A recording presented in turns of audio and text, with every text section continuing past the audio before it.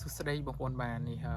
ថ្ងៃខ្ញុំចង់បង្ហាញបងប្អូននៅផ្ការបស់យើងបាទនៅក្នុងសួនសិល្បៈធម្មជាតិរបស់យើងគឺយើងមានពូជផ្កា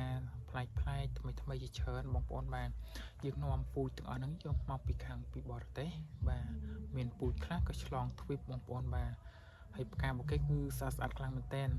បាទអ្នកដូចបងប្អូនបានឃើញផ្កានៅខាងក្រោយខ្ញុំនេះគឺជាពូជថ្មីបាទនេះឈ្មោះថា Rostrata Green Tip បងប្អូនបាទនេះគឺជាពូជកម្របាទពូជហើយពូជនេះគឺងាយស្រួលដាំខ្លាំងមែនទែនបងប្អូនបាទអញ្ចឹងសម្រាប់បងប្អូនដែលថាចង់បានពូជយកទៅដាំលម្អសួនបាទបងប្អូនអាចធ្វើការឆាត់កំងឬក៏បងប្អូនអាចអញ្ជើញមកដល់ទីតាំងសួនរបស់យើងផ្ទាល់បានបាទទីតាំងរបស់យើងគឺនៅជិតពលានយន្តហោះចាស់ខេត្តសៀមរាបបងប្អូន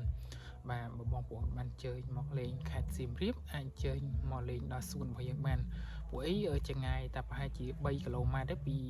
អង្គរវត្តបងប្អូនបាទហើយយើងមានពូជសរុបទាំងអស់ចូល85ពូជបងប្អូនបាទ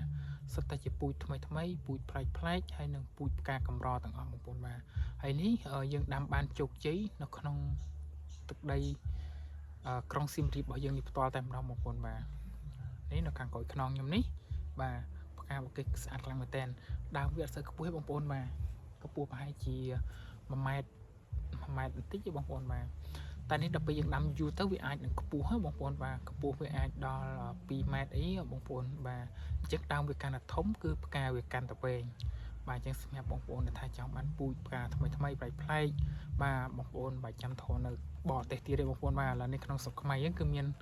បាទនៅក្នុងសួនសិល្បៈធម្មជាតិរបស់យើងគឺយើងមានពូជ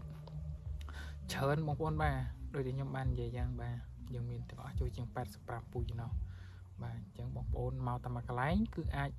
រកបានគ្រប់ពូជតែម្ដងបងប្អូនបាទអញ្ចឹង